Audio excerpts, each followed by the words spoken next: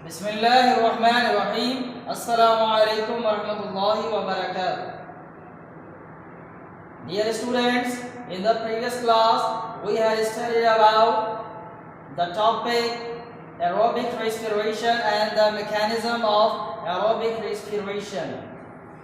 Today we are going to discuss about the uses of energy which is produced during the process of aerobic or anaerobic respiration. Basically we can say we are going to study about the uses of energy produced during respiration. तो आज की class में हम क्या पढ़ने जा रहे हैं? आज की क्लास में हम ये पढ़ने जा रहे हैं कि ये जो हमने पढ़ा है कि बॉडी में एनर्जी तैयार की जाती है फूड मॉलिक्यूल की ऑक्सीडेशन से जो एनर्जी तैयार होती है या विदाउट ऑक्सीडेशन जो एनर्जी तैयार होती है, यानी एटीपीज जो तैयार होते हैं वो बॉडी में किन किन मकासद के लिए इस्तेमाल किए जाते हैं। वैसे तो आप इसको जूनियर क्लासेस में भी पढ़ते रहे हैं कि एनर्जी जो बॉडी में बनाई जाती है वो मुख्तलिफ फंक्शंस के लिए इस्तेमाल होती है, डिफरेंट एक्टिविटीज के लिए यूज होती है। मीन्स के आप जो पढ़ते हैं, देखते हैं, सुनते हैं, चलते फिरते हैं, ये सारे काम जो आपकी बॉडी में चल रहे हैं सबके लिए एनर्जी रिक्वायर है। लेकिन अगर इंटरनली सेलुलर लेवल पर देखा जाए तो एटीपीज कहाँ इस्तेमाल हो रहे हैं बॉडी में, सही। आज हम ये पढ़ने जा रहे हैं। तो ये टॉपिक आपकी किताब में मौजूद है, page number 132। Okay, so open your books and put out the pencils and highlighter to highlight the important point. Okay, number 1, use of energy. Number 1, synthesis of molecule. Synthesis of molecule. Living thing की bodies में हमने आपको बताया था कि metabolic reactions चलते रहते हैं, यानी मॉलिक्यूल्स बनते भी हैं और मॉलिक्यूल टूटते भी हैं। कैटाबॉलिज्म एंड एनाबॉलिज्म याद है? एनाबॉलिज्म मींस बड़े मॉलिक्यूल बनाना, कैटाबॉलिज्म उनको बड़े मॉलिक्यूल को तोड़ देना, ये काम चलता रहता है ना।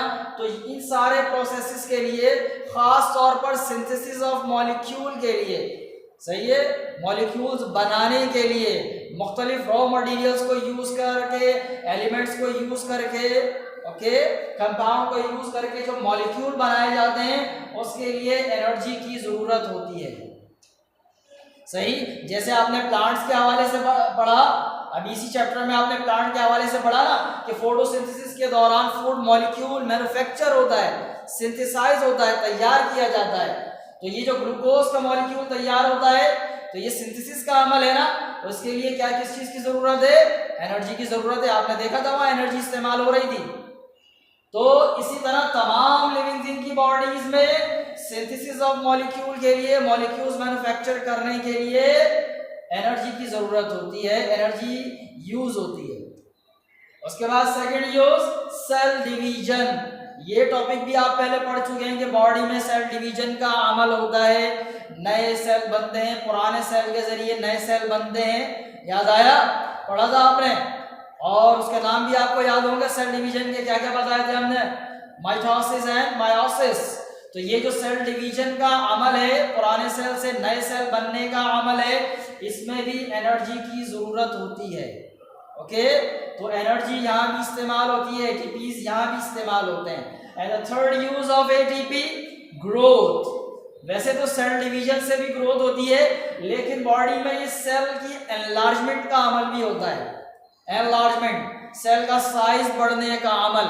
आपने पढ़ा है ना कि ग्रोथ में दो काम होते हैं, सेल डिवाइड होते हैं, उनकी तादाद भी बढ़ती है और सेल का साइज भी इंक्रीज होता है। तो ये जो सेल का साइज इंक्रीज होने का अमल है उसकी बात हो रही है, सही।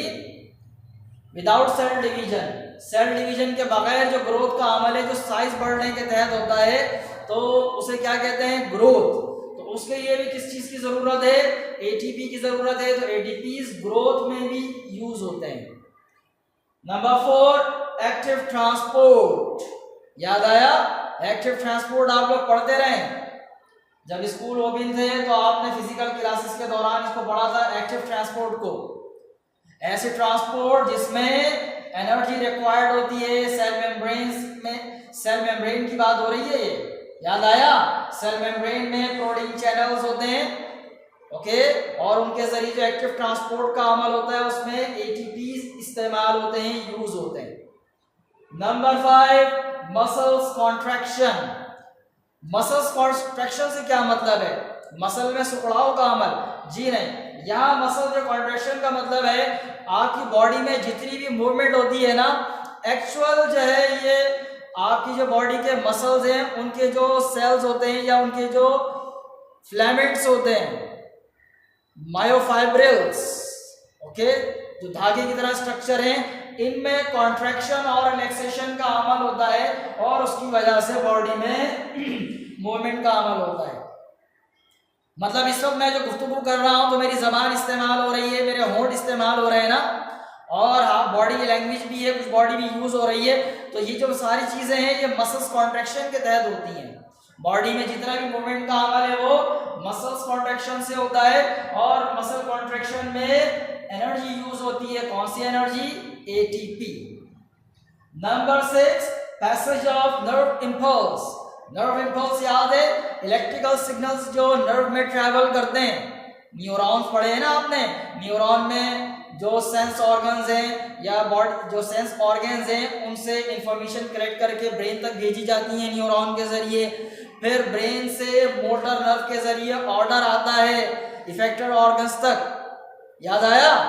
तो ये जो नर्व में मैसेजेस जाते हैं ना, ये इलेक्ट्रिकल सिग्नल होते हैं। इन इलेक्ट्रिकल सिग्नल को भेजने के लिए एटीपी यूज होते हैं। ओके।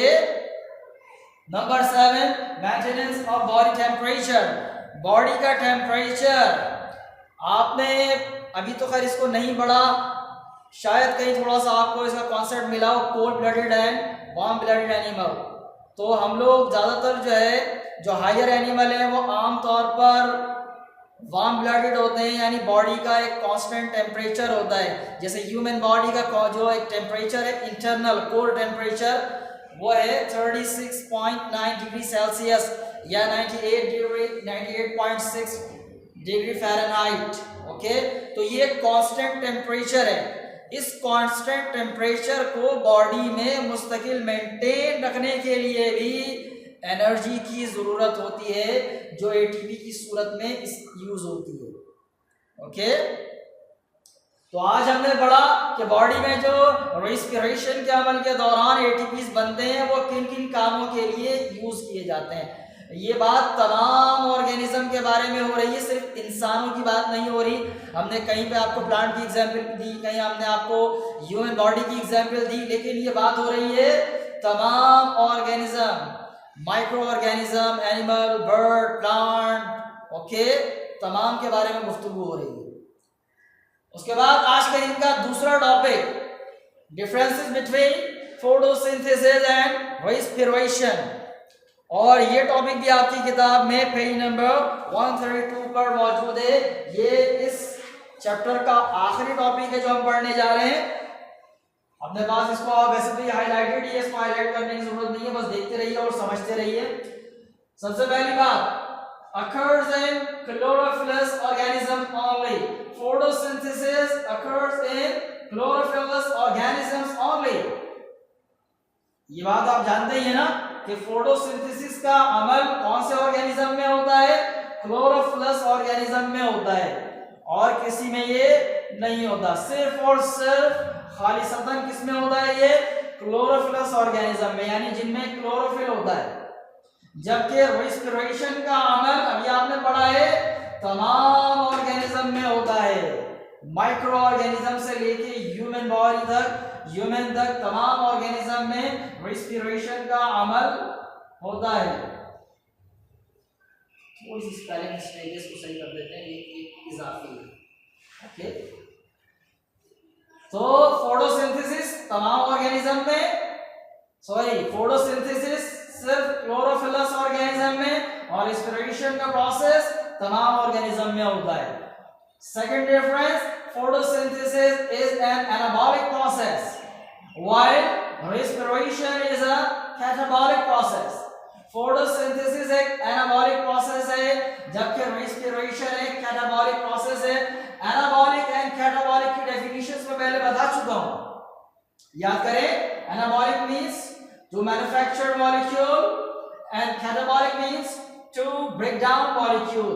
तो फोटोसिंथेसिस में मॉलिक्यूल तैयार किया जाता है, ग्लूकोज का मॉलिक्यूल तैयार किया जाता है, जबकि रेस्पिरेशन में यही ग्लूकोज का मॉलिक्यूल के साथ क्या होता है, ब्रेक डाउन किया जाता है, कैटाबॉलिज्म होता है। Okay, so this is the difference between these two. The third one is photosynthesis occurs in chloroplast while respiration occurs in mitochondria। Photosynthesis का अमल कहां होता है, क्लोरोप्लास्ट में होता है, जबकि रेस्पिरेशन का अमल कहां होता है, माइटोकॉन्ड्रिया में। Fourth difference is photosynthesis require light energy. जानते हैं ना, फोटोसिंथेसिस के अमल में लाइट एनर्जी की जरूरत होती है, जबकि रेस्पिरेशन के अमल में एनर्जी तैयार की जाती है। यहाँ तो एनर्जी की जरूरत है या लाइट एनर्जी की, no need of energy, energy इसमें तैयार की जाती है। Number 5, reactants are carbon dioxide and water. Photosynthesis में रिएक्टेंट्स कौन कौन से हैं, carbon dioxide and water. While in respiration, reactants are glucose and oxygen। के ये दोनों प्रोसेस आपने पढ़े ना इस चैप्टर में। फोटोसिंथेसिस के दौरान कार्बन डाइऑक्साइड और वाटर की मदद से क्या तैयार किया जाता है, ग्लूकोज। तो इसमें रिएक्टेंट कार्बन डाइऑक्साइड और वाटर है, जबकि रेस्पिरेशन में रिएक्टेंट्स क्या क्या है, ग्लूकोज एंड ऑक्सीजन। दोनों के अगर प्रोडक्ट्स की बात की जाए तो दोनों के प्रोडक्ट भी अलग अलग है ना। फोटोसिंथेसिस का प्रोडक्ट क्या है, ग्लूकोज एंड ऑक्सीजन, जबकि रेस्पिरेशन का प्रोडक्ट क्या है, carbon dioxide, water and ATP. So these are the differences between photosynthesis and respiration. अल्हम्दुलिल्लाह we have successfully completed this chapter। तो हमने ये चैप्टर मुकम्मल पढ़ लिया। इंशाअल्लाह 2 से 3 दिन में इसकी पीडीएफ फाइल आपके पास भेज दी जाएगी मुकम्मल एक्सरसाइज को सॉल्व करने के बाद।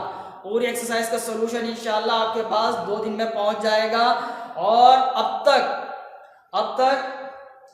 आपको 2 चैप्टर्स भेजे जा चुके हैं, चैप्टर नंबर 5 एंड 6, और ये तीसरा चैप्टर आपके पास जाने वाला है, जो इंशाअल्लाह पीर या मंगल को आपके पास पहुंच जाएगा। आपकी जिम्मेदारी ये है कि अपने रजिस्टर में इन 3 चैप्टर्स का काम जल्द से जल्द मुकम्मल करें, बिल्कुल वैसे ही जैसे आपको पीडीएफ तैयार करके दी जा रही है। और जो लेक्चर्स आपको समझाए गए हैं इन्हें तवज्जो से सुने, जो इंपॉर्टेंट पॉइंट्स हाईलाइट करवाए जाते हैं वो हाईलाइट करें, क्योंकि मैं पहले भी बता चुका हूँ कि एग्जामिनेशन इस बार जो है वो शॉर्ट क्वेश्चन और एमसीक्यूज, या ये भी हो सकता है कि खालिसतन एमसीक्यूज पर मुश्तमिल हो, और उसके लिए ज़रूरी है कि आप लेक्चर को सुने और समझें। ओके, तो इंशाल्लाह अगली क्लास में हम लोग नया चैप्टर शुरू करेंगे। तब तक के लिए अस्सलाम वालेकुम व रहमतुल्लाहि व बरकातुहू। अल्लाह हाफिज़।